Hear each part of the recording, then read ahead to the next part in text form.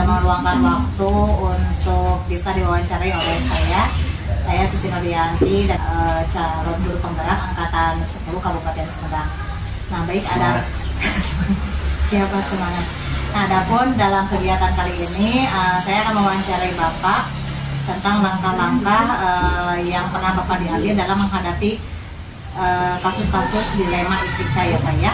Baik, adapun pertanyaan yang pertama, selama Bapak jadi kepala sekolah, adakah kasus yang pernah Bapak hadapi yang dimana kasus itu merupakan kasus yang dilema etika ataupun bujukan moral?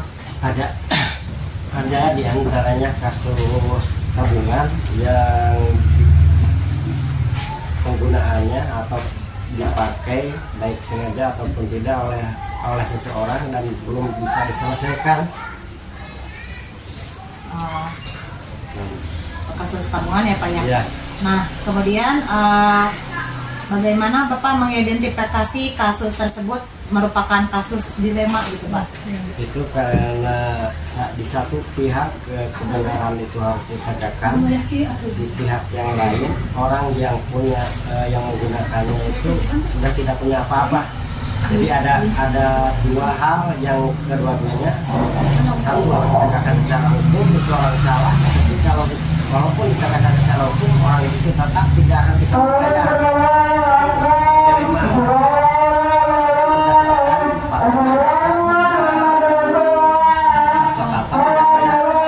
Baik Bapak, jadi dengan kasus tersebut Bapak merasakan dilema etikanya. Di satu sisi harus menegakkan hukum dan di satu sisi Bapak ada rasa kasihan karena situasi oleh orang yang bersangkutan tersebut dengan situasi yang sekarang sudah tidak bisa membayar dan tidak punya apa-apa ya Pak ya? Ya. Di lain hal, kalau dikaitkan dengan tanggung jawab kepala sekolah yang dulu itu secara hukum itu harus bertanggung jawab, tapi dari segi yang lainnya dia itu niatnya untuk menyelamatkan sekolah. Jadi itu tetap itu dilema ya, dilema bagi kepala sekolah yang lama itu dilema. Di satu segi dia itu berbuat untuk menyelamatkan sekolah, tapi kalau di aturan hukum dia itu tetap bersalah karena ada penyalahgunaan kebijakan dalam mengambil kebijakan, itu diantaranya. Baik Pak, selama ini bagaimana Bapak menjalankan pengambilan keputusan di sekolah Bapak, terutama untuk kasus tersebut yang dimana ada dua kepentingan yang sama-sama ini ya, yang dilema gitu, atau sama-sama mengandung nilai kebajikan? Ya, pada akhirnya karena kita orang Islam dan kita negara hukum, tetap yang dikedepankan itu adalah hukum atau ya hukumnya itu mana yang benar, mana yang salah. Berarti kalau yang salah tetap harus diproses walaupun ada dilematis karena kita negara agama Islam yang harus menganut dan yang paling diutamakan itu tetap pada akhirnya kita berinjak mengatur pada aturan hukum itu. Baik Pak, kemudian langkah-langkah apa atau prosedur seperti apa yang biasa Bapak lakukan selama ini untuk menghadapi kasus seperti itu? Ya, kalau untuk kasus ini pertama-tama kita mencari data informasi berapa jumlah yang emang harus dibayarkan atau ada berapa orang itu, ada berapa nilainya. Setelah diketahui nilainya, kita dirapatkan dengan orang tua dan memanggil para guru mantan kepala sekolah yang pada saat itu terlibat. Setelah itu selesai dirapatkan, kita juga tidak akan lepas koordinasi dengan pihak hukum dan dinas terkait, karena kepolisian baik polsek ataupun polres, dan kalau ke dinas kita pengawas, kita ada Trimitra, ada PGRI, ada K3S-nya, dan kita pun juga tidak lepas dengan dinas pendidikan, mulai dari Pak Sekdis, Pak Kabid, Pak Kasih, itu kita komunikasi juga dengan PGRI Kabupaten, itu yang pernah dilaksanakan. Baik Pak. Nah dari langkah-langkah tersebut atau hal-hal yang pernah Bapak laksanakan barusan, adakah yang Bapak anggap efektif dalam pengambil keputusan pada kasus tersebut? Itu yang diambil semuanya hal yang dianggap paling efektif dibanding dengan langkah-langkah yang lain. Itu secara aturan sudah sesuai dengan aturan, mulai kita mengundang orang tua, memanggil orang-orang yang pernah terlibat dalam mengurus tabungan itu ke polsek, selaku hukum, ke dinas. Itu semuanya adalah hal-hal yang secara aturan itu sudah sesuai. Kemudian hal apa saja yang selama ini merupakan tantangan dalam mengambil keputusan pada kasus tersebut? Tantangannya satu, kita pernah merasa dekat, ya, pernah bareng, pernah dalam satu kegiatan, satu tim gitu. Keduanya, kita itu sama-sama satu profesi. Satu profesi, kita guru, kita sama kepala sekolah, itu harus kita berhadapan dengan orang-orang yang secara profesi kita sama, terus secara latar belakang pendidikan juga banyak yang sama, pernah dekat, jadi tetap ada keterbatasan, jadi kita tidak begitu vulgar dalam menyampaikannya. Jadi ada hal-hal yang kita tetap berikan dalam arti bagaimana cara bicara hal-hal menyampaikan walaupun tujuan baik, tapi kita harus dikomunikasikan juga dengan baik. Jika kita salah, otomatis orang akan lebih sakit, dan memang pada waktu itu orang sedang merasa sakit atau teraniaya dengan hal ini. Ya, baik Pak. Kemudian apakah Bapak memiliki sebuah skala atau jadwal tertentu dalam sebuah penyelesaian kasus dilema etika? Apakah Bapak langsung menyelesaikannya di tempat atau memiliki jadwal untuk menyelesaikannya? Ini sesuai dengan kondisi, karena orang tua pada waktu itu mendesak, jadi tidak dijadwalkan. Adapun setelah itu ada penjadwalan itu sesuai dengan hasil komunikasi pada tahap awal. Setelah tahap awal itu ada dijadwalkan sesuai dengan baik dengan dinas ataupun dengan kepolisian. Jadi kalau dengan kepolisian, ini Bapak, saya akan rapat pada tanggal sekian, Bapak mohon hadir. Itu artinya dijadwalkan. Juga dengan dinas itu otomatis kita meminta kapan pejabat yang ada di tingkat kabupaten itu ada waktu senggang untuk bisa komunikasi. Jadi tahap awalnya tidak dijadwalkan, tapi tahap-tahap berikutnya itu dijadwalkan. Ya, baik Pak. Kemudian adakah seseorang atau pihak lain atau faktor-faktor apa yang selama ini mempermudah atau membantu Bapak dalam mengambil keputusan dalam kasus dilema etika? Ada. Ini baru satu berdasarkan data itu yang ada atau yang dikelola oleh pihak sekolah. Artinya orang tersebut itu besaran tabungan itu berdasarkan data dan fakta. Dan selanjutnya yang membantu itu kita komunikasi dengan orang-orang atau guru-guru yang tahu tentang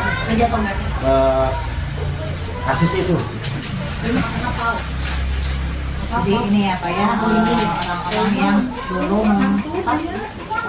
memproses tabungan pada saat itu membantu Bapak ya Pak. Nah baik Pak, yang untuk yang terakhir dari semua hal yang telah Bapak sampaikan, pembelajaran apa yang dapat Bapak petik dari pengalaman Bapak selama mengambil keputusan dilema etika? Iya, untuk kasus ini kita satu, kalau masalah uang itu harus teliti. Satu, dua, namanya untuk mengorganisasikan keuangan itu harus benar-benar sesuai dengan aturan. kalau mengelola uang tabungan berarti harus disimpan di bank dan di atas namakan rekening sekolah. Itu untuk hal tabungan. Untuk hal-hal yang lain juga harus dibuat kepengurusan, jadi jelas penanggung jawabnya siapa, ketuanya siapa, bendaharanya. Jadi jangan dipercayakan ke salah seorang sehingga sulit untuk mengontrol. Nah, ini terjadi karena dulu punya lalai dalam mengontrol keuangan tersebut dan tidak disimpan di rekening atas nama sekolah. Itu hanya disimpan di atas nama pribadi. Baik Bapak, mungkin itu saja yang saya tanyakan. Terima kasih ya Pak ya waktunya, sehat selalu. Bapak sudah menyempatkan waktu saya. Baik Pak, akhirul kata, wabillahi taufiq wal hidayah. Wassalamualaikum warahmatullahi wabarakatuh. Assalamualaikum warahmatullahi wabarakatuh. Ibu bisa ya? Amin. Juga bikin visual. Ibu, saya Sinorianti dari SD Dharma Raja 2. Kebetulan saya merupakan CDP angkatan 10 yang saat ini akan memulai masa itu sebagai tugas dari demonstrasi kontekstual dari modul 361. Dan terima kasih Ibu ya sudah meluangkan waktu untuk kegiatan ini. Mungkin langsung saja ya Bu ya. Ibu seperti yang saya ketahui bahwa Ibu itu kepala sekolah yang begitu hebat ya, banyak sekali kegiatannya. Nah yang ini mungkin menjadi pertanyaan yang pertama, mungkin selama Ibu jadi kepala sekolah, adakah kasus dilematik dalam menyelesaikannya?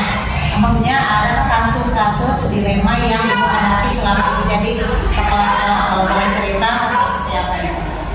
Sebenarnya banyak sih kasus karena menjadi kepala sekolah itu kita harus memilih ya, dan di dalam suatu tempat itu tidak mungkin kalau kita tidak menghadapi kasus satupun. Jadi banyak yang dihadapi, terutama yang berhubungan dengan dilema etika dan rujukan moral. Contoh kasusnya misalnya seperti ini ya, yang terjadi sekolah saya itu beberapa siswa mendapatkan PIP. Nah, si PIP itu kan biasanya kolektif. Sedangkan itu karena mungkin letak geografisnya. Sedangkan sekolah saya kan dekat, walaupun beda kecamatan, hanya kan Cirebon dan aja. Jadi di sana saya itu ada dilemanya juga. Apakah harus kolektif pengambilannya atau mungkin harus mandiri diambil sendiri ke banknya gitu.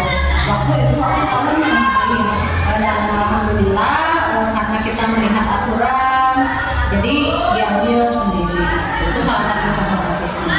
Kasus yang lainnya lagi misalnya banyak yang dihadapi oleh guru-guru sekolah saya. Misalnya si anak itu sebelum mengenal mereka belajar, anak itu agak kurang di satu bidang, tapi di sisi lain di bidang lain bagus gitu. Nah itu bagaimana? Itu kan dilema juga ya.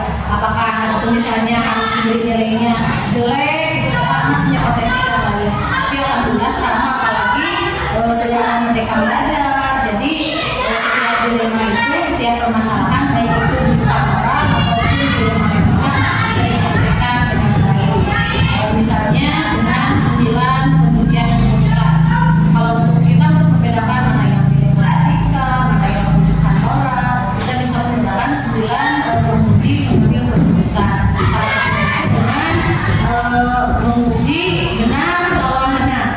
Misalnya ada uji hukum, apakah ini kan kentara sekali ya kalau kita membedakan antara dilema etika dengan rujukan moral. Kalau misalnya benar dengan benar, so ini berarti dilema etika.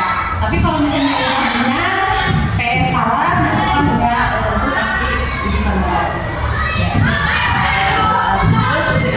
Bagaimana Ibu menjalankan pengambilan keputusan di sekolah Ibu itu, terutama untuk kasus-kasus yang seperti tadi Ibu sebutkan, yang dimana kedua kepentingan yang sama-sama benar atau sama-sama mengandung nilai kebajikan? Sebenarnya yang untuk permasalahan yang berhubungan dengan dilema etika itu cukup berat, cukup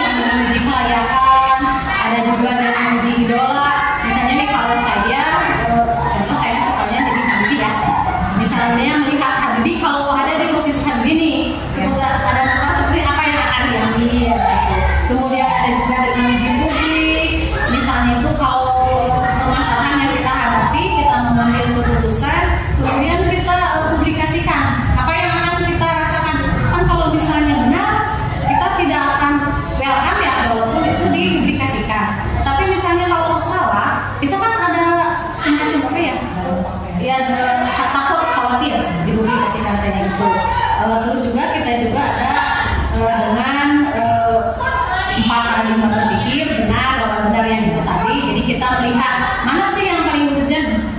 Kemudian ada juga dengan trilogi. Kita kalau menghadapi kasus kan ada plan E, plan B, ada penyelesaian 1, penyelesaian 2.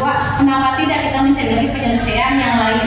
Karena belum tentu yang menurut kita benar itu belum tentu tepat untuk keputusan tersebut. Gitu. Jadi kita harus ada di trilogi itu berarti ada plan A, plan B, plan C. Ada penyelesaian kasus yang pertama seperti apa? Kalau misalnya tidak bisa dengan yang pertama, caranya dengan yang kedua, kemudian dengan yang ketiga. Nah di sana setelah kita melewati berbagai tahapan itu, kita bisa mengambil keputusan. Tadinya ada satu lagi nih, sebelum ke trilogi itu sebenarnya ada resolusi juga, misalnya dengan berpikir berbasis akhir. Jadi kita itu kalau kita mengambil keputusan seperti ini, nanti akibatnya itu kedepannya akan seperti apa? Nah, itu harus dipertimbangkan juga. Setelah kita melalui tahapan seperti itu, baru kita mengambil keputusan.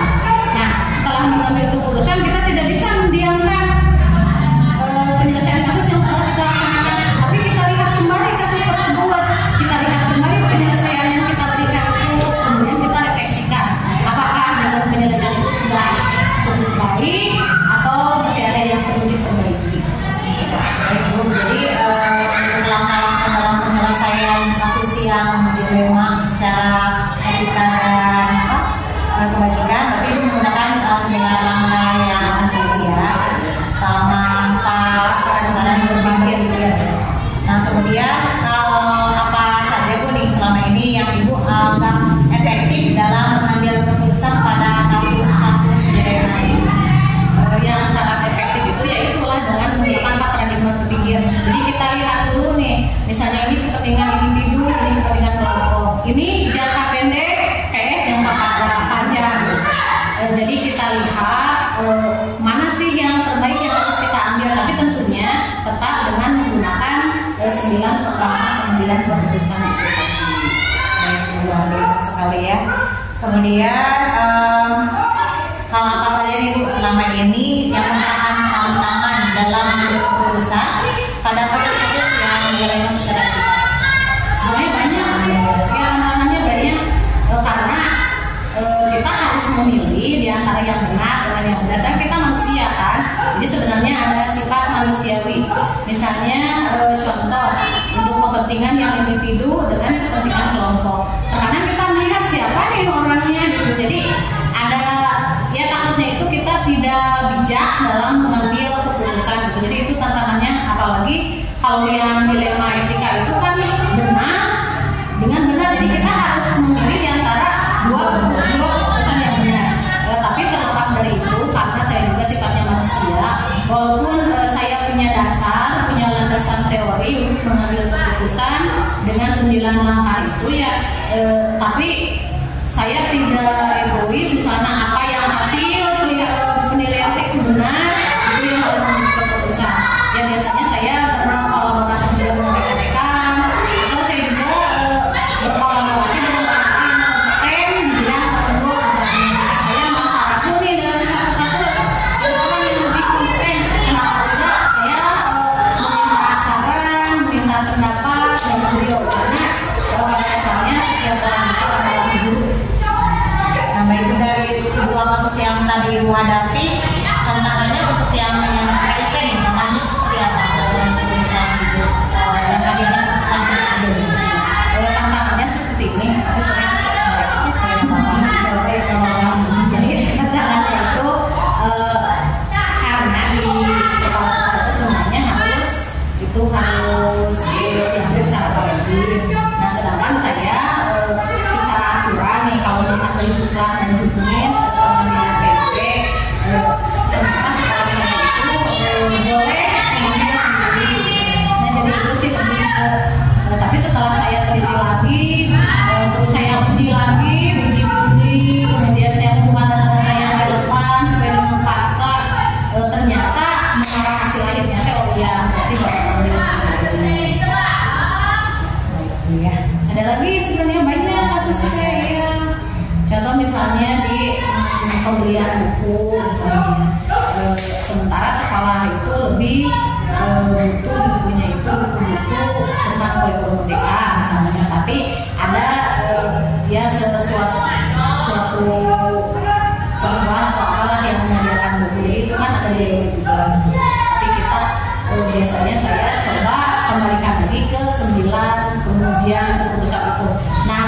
itu sudah yang mana itu yang terbaiknya gitu sih. Kemudian itu apakah Ibu memiliki sebuah tata kelola atau jadwal tertentu dalam sebuah penyelesaian kasus delima etika? Kemudian apakah Ibu langsung menyelesaikan di tempat atau memiliki sebuah jawaban untuk menyelesaikannya? Bentuk atau prosedurnya seperti apa yang dijalankan? Sebenarnya kalau itu sih saya kembalikan lagi ke masalahnya itu seperti apa. Kalau misalnya masalahnya bisa diselesaikan dalam waktu itu, kemudian kita misalnya tidak memerlukan waktu yang lama, maka kita harus mencari public sulit. Jadi saya itu kalau misalnya permasalahan bisa diselesaikan waktu itu ya diselesaikan langsung. Tetapi kalau misalnya tidak bisa diselesaikan, butuh proses, butuh waktu, saya membuat tata kelola atau jadwal semacam schedule seperti itu. Saya libatkan juga orang-orang yang kompeten, saya diskusikan, kemudian saya jalani setiap langkah-langkahnya itu. Tapi walaupun di tempat nih, misalnya kasusnya itu bisa diselesaikan pada waktu itu, tapi tetap saya punya acuan itu, yaitu dengan 9 langkah pengambilan keputusan. Oh ini bisa diselesaikan langsung, ya udah. Berarti tidak membuat jadwal khusus, karena emang sudah bisa selesai pada waktu itu. Cuman kalau yang tidak bisa memerlukan waktu, memerlukan tempat, selain dengan 9 kemudian, saya juga membuat jadwal. Ditarget minimal kalau kasus seperti ini harus selesainya dalam waktu berapa lama? Kita gabung kesulitan kasusnya seperti itu ya. Ibu ada masih ada dua lagi di pertanyaannya.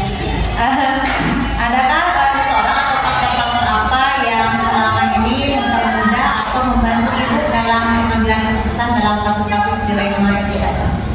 Sebenarnya banyak ya faktor atau orang, karena kita itu sebagai makhluk sosial tidak bisa hidup sendiri. Walaupun saya statusnya itu sebagai kepala sekolah, sebagai pimpinan di suatu lembaga, tetapi dalam mengambil keputusan, terutama yang berkaitan dengan kasus-kasus, kita tidak bisa ego. Misalnya ini keputusan saya sudah benar, untuk itu biasanya saya berkolaborasi dengan rekan-rekan guru saya. Karena di sekolah saya, alhamdulillah, guru itu sudah senior-senior. Bahkan ada yang 2 tahun lagi pensiun, 2 orang. Jadi si pemikirannya itu udah lebih dewasa, lebih memahami kasus apa yang dihadapi, kemudian bagaimana penyelesaiannya. Jadi setiap permasalahan, walaupun saya menggunakan 9 langkah pengujian dalam mengambil keputusan, tapi saya biasanya koordinasi dulu dengan rekan-rekan guru saya. Misalnya ini ada kasus seperti ini, kalau penyelesaian seperti ini bagaimana? Nah misalnya saya sudah merasa nih si penyelesaian yang saya berikan itu the best misalnya.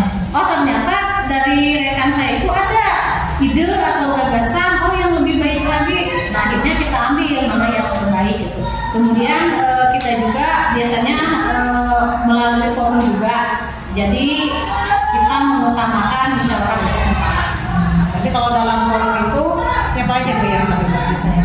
Ya semua yang terlibat, semua yang berkepentingan dalam kasus tersebut. Tapi kalau berhubungan dengan sekolah, biasanya saya melibatkan semua warga sekolah. Kemudian yang terakhir Bu, dari semua hal yang Ibu sampaikan tadi, pembelajaran apa yang dapat Ibu petik dari pengalaman Ibu mengambil keputusan delima etika? Sebenarnya banyak ya pelajaran yang bisa diambil, dan itu bisa menjadi menambah hasanah pengetahuan saya, bisa menambah wawasan saya, apalagi dalam kita memutuskan suatu masalah atau kasus berhubungan dengan dilema etika. Jadi itu banyak pembelajaran yang sangat berharga, di mana kita itu harus bijak mengambil keputusan. Terkadang keputusan yang kita anggap baik itu belum tentu diterapkan pada kasus tersebut baik. Gitu. Terus kita juga tidak boleh ego. Kita nih yang paling benar, keputusan ini harus seperti ini. Kita juga harus melihat orang lain. Kemudian kita harus benar-benar menguji apakah keputusan itu kasus itu mau seperti apa langkahnya. Karena kita tidak tahu, misalnya penyelesaian yang satu belum tentu kan berhasil, penyelesaian yang kedua belum tentu berhasil. Jadi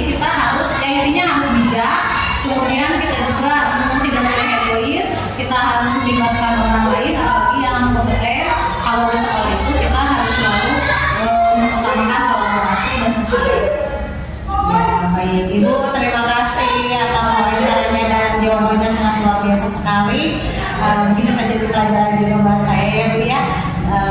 Dan kedepannya semoga apa yang Ibu lakukan selalu diberikan kelancaran. Terima kasih Ibu.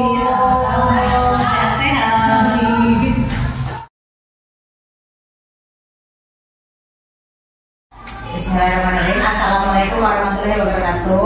Waalaikumsalam warahmatullahi wabarakatuh. Ibu apa kabar? Baik. Ibu alhamdulillah, Ibu terima kasih ya telah menyempatkan waktu untuk diwawancarai sama saya. Saya Susi Nuryanti dari SDN Dharma Raja 2, calon guru penggerak angkatan 10 Kabupaten Sumedang. Nah, dalam kegiatan ini saya ingin mewawancarai Ibu tentang tugas saya di modul 3.1.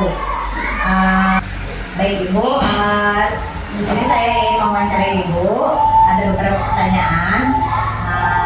Selama Ibu jadi kepala sekolah, adakah permasalahan yang merupakan permasalahannya itu atau kasus yang dilema etika atau rujukan moral?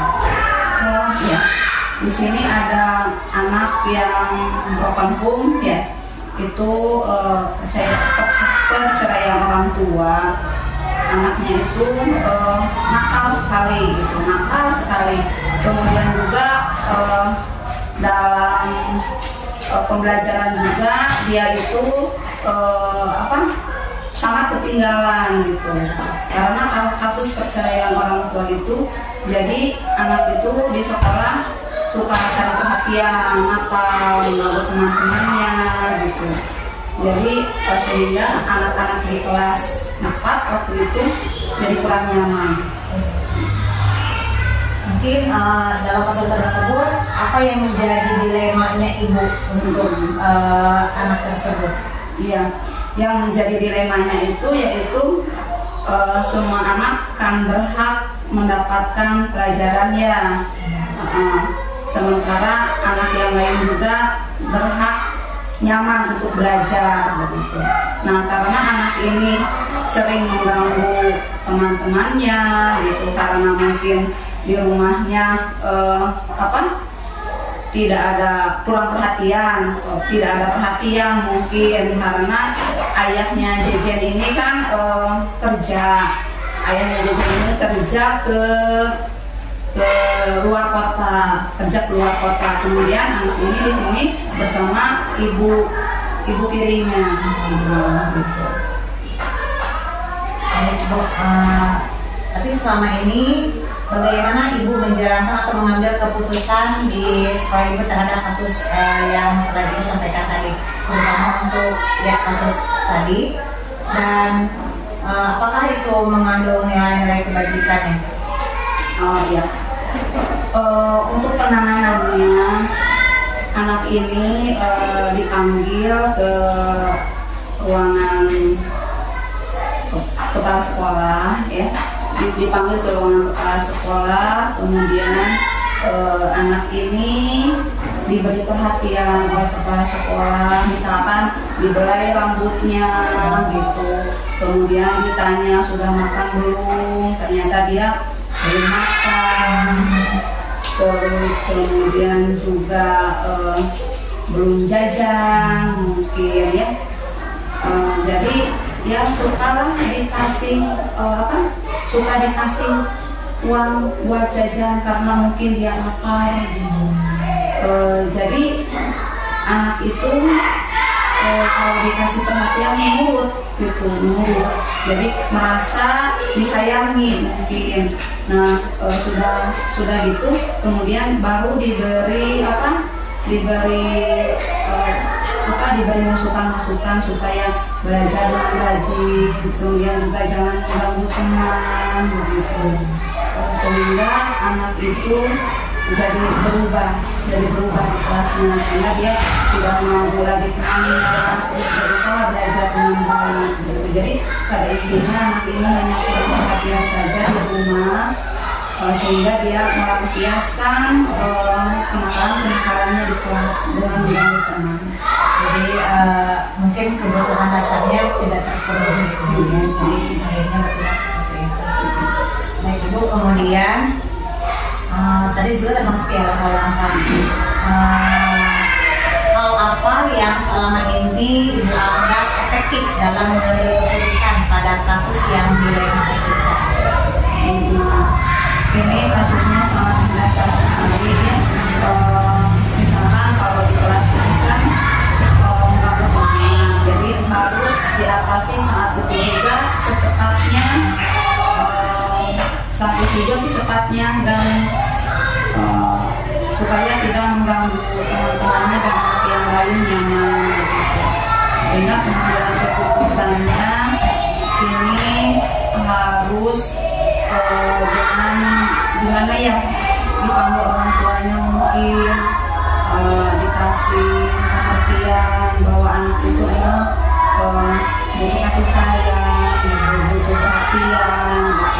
Sehingga kalau anaknya keputusan yang diambil untuk memanggil orang tua memberi perhatian dan kasih sayang, sehingga anak itu terpenuhi kasih sayangnya dan dia tidak mengganggu dari teman-temannya dan fokus belajar. Nah, kemudian apakah Ibu memiliki sebuah tata cara atau jadwal tertentu dalam sebuah penyelesaian kasus dilema etika? Kemudian apakah Ibu juga langsung menyelesaikan saat itu juga di tempat atau memiliki sebuah jadwal untuk menyelesaikannya, dan kalau misalkan ada bentuk atau prosedur seperti apa yang dijalankan? Tidak mempunyai jadwal, penyelesaiannya ada kasus langsung selesaikan saat itu juga dan secepatnya.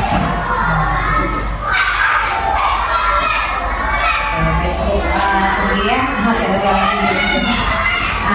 Adakah seseorang atau mungkin orang-orang yang seperti ini atau faktor seperti apa yang selama ini mempermudah atau membantu Ibu dalam mengambil keputusan dari kasus-kasus tersebut? Yang membantu saya dalam mengambil keputusan ini adalah guru kelasnya. Ini laporan dari guru kelasnya, misalnya anak ini emang biasanya sekolah saja ini teh anaknya udah beruntung gitu, soalnya biasanya dilun gitu. Jadi pas sekolah itu anak ini mungkin agak gimana ya, lihat teman, lihat yang lain juga agak aneh mungkin, terbiasa. Biasanya di kebun, di hutan gitu anak ini. Jadi ya agak gimana ya, melihat sekolah agak aneh lah, apalagi untuk belajar gitu. Jadi penanganannya untuk bergaul saja dulu dengan teman-temannya, udah dia itu udah nyaman bergaul, baru difokuskan untuk belajar. Jadi sosialisasi dulu ya Bu yang diutamakan untuk kasus dari anak tersebut. Itu yang terakhir, dari semua hal yang telah Ibu sampaikan, pembelajaran apa yang Ibu bisa petik dari pengalaman Ibu mengambil keputusan dari kita? Dari pembelajaran yang dapat saya petik dari halaman etika, yaitu bahwa ketika orang tua mengambil keputusan berarti harus diperhatikan anak lah ya gitu.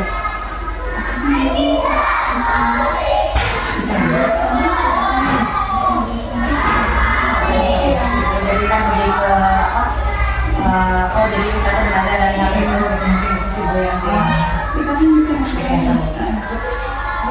baik Bu, dari semua hal yang telah Ibu sampaikan, pembelajaran apa yang Ibu petik dari pengalaman Ibu saat mengambil keputusan?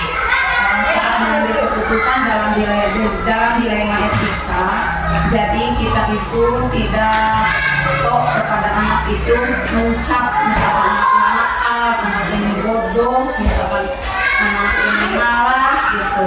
Jadi tidak langsung mencap anak itu seperti itu, tapi diselusuri dulu di mana ini kasusnya anak ini, di mana keluarganya, di mana situasinya gitu. Jadi tidak langsung mencap oh anak ini bodoh, oh anak ini mengganggu temannya, oh anak ini malas, oh anak ini nakal. Jadi tidak seperti itu. Kita selusuri dulu kenapa anak ini seperti ini gitu. Nah kalau kita diselusuri kita nanti akan tahu kenapa anak itu berbuat seperti itu. Jadi kita juga tidak harus langsung mencap, harus mencari tahu latar mereka tersebut. Baik Ibu, terima kasih atas waktunya. Ibu sudah bersedia untuk diwawancara sama saya, dan semoga Ibu segala sesuatunya dilancarkan ya.